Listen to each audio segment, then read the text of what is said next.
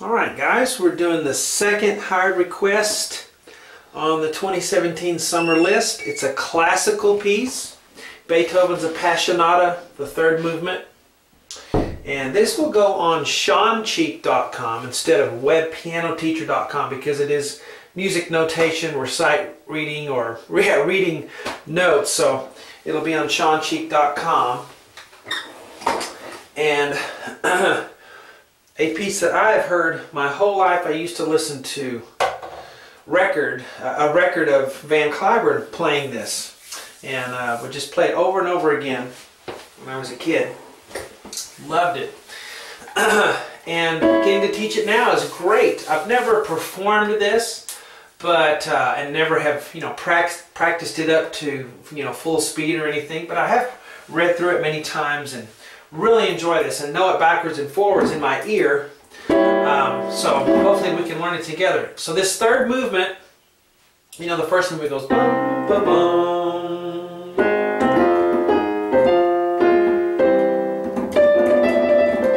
Something like that.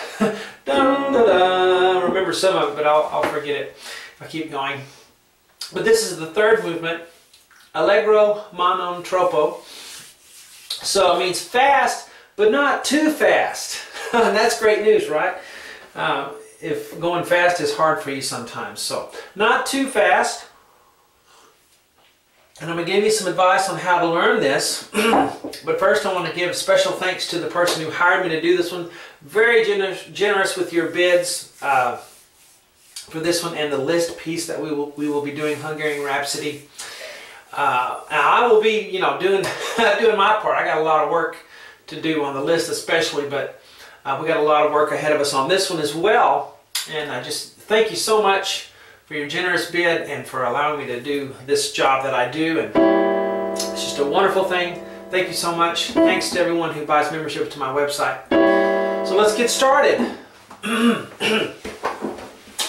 And we're going to go at a slow tempo to learn it. I would recommend letting it speed up on its own. Just play it at a slow tempo correctly and evenly, not rushing or dragging, and eventually you'll be able to speed it up. Your hands will just start doing it automatically. Let that natural process take place. Don't force it.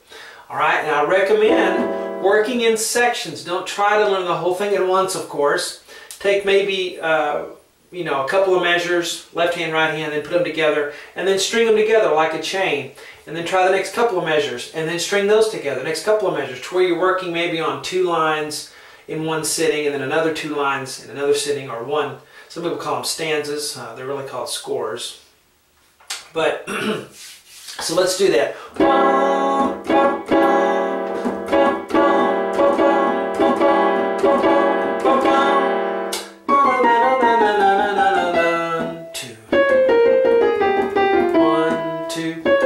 Okay, so we'll get into that, but let's start with this chord we have here. 2 notes in the left, 2 notes in the right.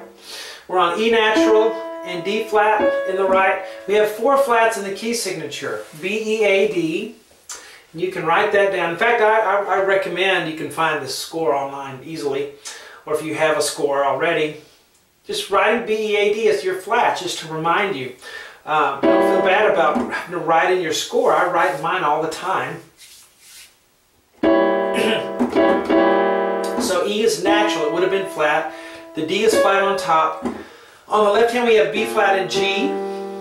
Okay? And we're in 2/4, so 2 counts per measure. 1 and 2 and. So we start off with a dotted quarter, 8th note. 1 and 2 and. 1 and 2 and. Alright, we go our fortissimo. So with force here and loud, 1 and 2 and 3 and 4 and. Now we're going to go bum, bum, bum, bum, bum, bum, bum, bum, bum. So really tragic there and hammering in that chord. So now we have dotted 8th, 16th, 1 E and a 2 E and a 1 E and a 2 E and a bum, bum, bum, bum, bum, bum, bum, bum, bum, bum, like that. Alright, so this first part can get kind of monotonous, but it's the same notes all the way through this section. And you might even want to put a little bracket in your score there to show that that's one little section in your mind. Alright, so let's start at the beginning of that and go. 1 and 2 and 1 and 2 and 1 and 2, 1 and 2. All right. So this is one count, 1 and 8th note rest, and then na na na na na na na na na. Okay. So we start with the right hand up high. You may have trouble with ledger lines. That's why I'm here. I'm just here to show you, to make sure you're on the right track with the notes and fingerings, and that you're putting the hands together correctly at a slow tempo. And then you can speed it up as you're able. But we're staying slow right now. So we have D flat at the top up here. Okay, we were right here. Now we're going up an octave to D flat with our third finger. And the fingerings written there are just fine. If you feel like changing them a little bit here and there, you can, but they're pretty good. 3, 1. Now, cross over with your third finger for B flat, and then C on the 5th finger for C. All right, the finger. Back to B flat. I'm going to use a 4 just because I want to use a 4 on the B flat.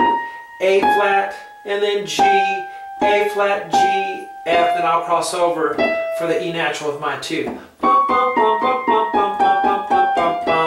Okay, so right here you have 1 and 2. 1 and 2. Now right here you have the exact same thing, but an octave lower. 2. Then you have it again, but we're going to keep going. This time I'm going to cross over with a third finger instead of a 2 because I need it, because I'm going to go with the 4th finger there. F, E natural still, D flat with your 2, C, D flat with 3, C, B natural. Now went all the way to here. Then we're going to have bass clef, and the only reason that's done that way, where you put a bass clef in the right hand, is because we're getting so low. It's going to be easier just to read it as a bass clef than to try to keep going down with ledger lines in the right hand. Okay, so let's go that far. Starting right here, and go. 1 and 2. 1 and 2. 1 and 2.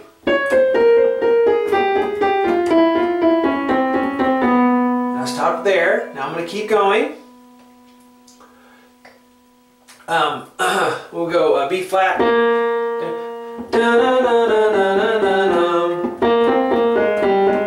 So third finger on the B flat, and then 5 on the C, B flat with a 4. We're bass clef now.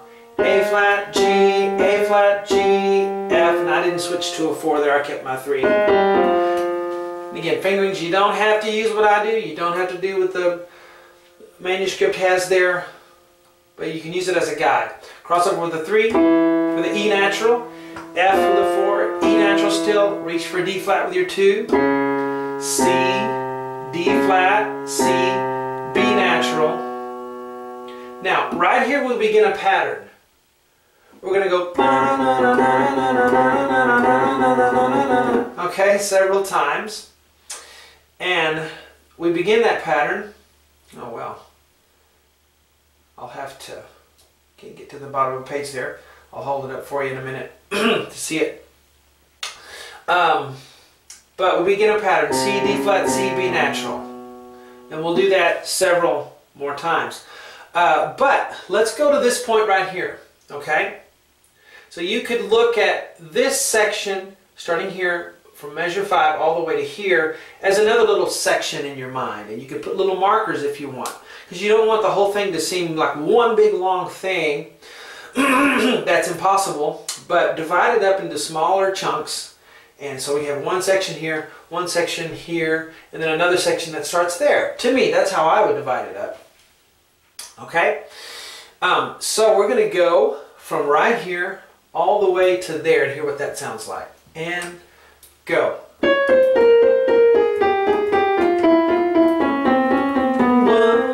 2, 3, 4. Count 4, there's where it starts.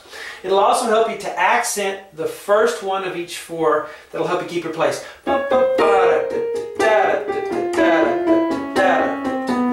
It'll also help the rhythm a little bit in your practice. Okay, here we start the C, D flat, C, B natural. Now the great thing is that the left hand is also doing it. You might see that as great or not great, depending on if you like, let's see, it's not going to let me go up high enough for that. So I'm just going to go up a little bit, hold it with my finger, and you can see that the left hand is doing the exact same thing the right hand is. Okay? All the way to here. Okay? So no difference. The right hand is playing, the left hand is playing exactly what the right hand is doing, and that'll give you some trouble sometimes. I know. But just take it slow. Make sure your hands play together, that you don't get them out of sync. Alright, we're going to do it one time for count 2, then we're going to do it again, then we're going to do it again, and I'm stopping in between each one, which we won't do, you know, when we perform it. Again, one more time, and then we go to the next one. Now you notice the fingering here on the left hand, 3, 4, C, B, and then it has a 3, which is kind of weird on the B flat, but it's not really weird. You just pick up. Just pick your hand up and go to 3 there. You don't have to connect it. 3, 4, 3. I think that's a good idea to do that. So, you started here, do it. Let's count how many times. 1, 2, 3, 4, 5 times. Okay? That happens. And then we have a different section here. So bracket that off. And then a new section here. We're going to go B flat.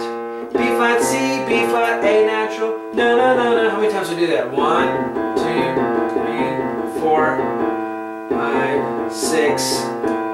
6 times total. You just want to count the measures though. 1, 2, da, da, da, da. No, no, no, no, no, no, no, no. So this measure's different. So bracket this off. So in your mind, you have that separated. That's a difference there. And the left hand will copy with you B flat, C, B flat, A natural. Not like 3, 1, 3, 4 like they have. It's great. And so here's where accenting the beat 1 will help. Accenting the first of every 4. Da, da, da. Then we can hear it, we can keep the rhythm in our mind, so it just doesn't start going, but we can hear that, where the beats are. Now, bum, bum, bum, bum, bum, bum, bum, bum, bum. So the last measure here, B flat, still in octave unison here, B flat, G, A flat, B flat, C, B flat, A flat, G, left. The left hand there will play the low F all by itself. And then the right hand will come in with the little theme there. Okay? So left hand alone will play that F, F,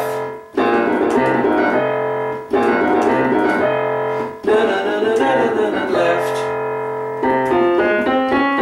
I'm speeding up. I gotta slow myself down. You gotta. Now they go 1, 2, 4, 3. I don't like that at all. No, I like 1, 2, 3. 1, 3, 1, 2, 2. That works better for me. 1, 2, 3, 1. So C, F, A flat. We're still in a bass clef on the left hand. C, F, A flat, C, B flat, C, B flat. La la la la la la. Left. Slower left. All right. So why don't we start? Since this is a beginning lesson, let's just start from here and do all of it for this first lesson until we get into it. So here we go. Ready and go. 1 and 2 and 1 and 2 and 1, a 2, a 2, a 1 and 2, 1 and 2.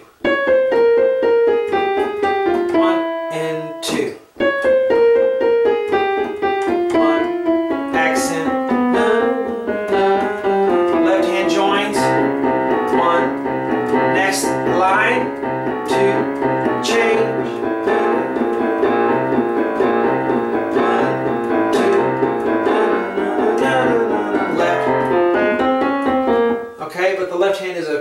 quarter note, so I clipped it off. Just go, bum. Okay, 1. So don't clip that F off like I did. Hold it for the whole count. 1, and off. 1. And we're in pianissimo there, so we don't want to be too loud. But when you're learning it, getting it under the fingers, motor memory, play it forte, everything strong, so the mechanism can remember what the notes are. Then we can back off once we learn it and play it pianissimo. But to start with, we want to play it loud. And we'll remember later to play it softer. But now, just at this point, play everything strong, good, healthy forte to get it under the fingers. Well, I would say that's the first page, but it's not even a whole first page. It's just, you know, half a page there. In the next lesson, lesson 2, we'll tackle some more of this. Okay, so work on that first bit, get that first page down, you know, pretty well under your fingers to where you kind of know what's going on, and then we can move on to lesson 2.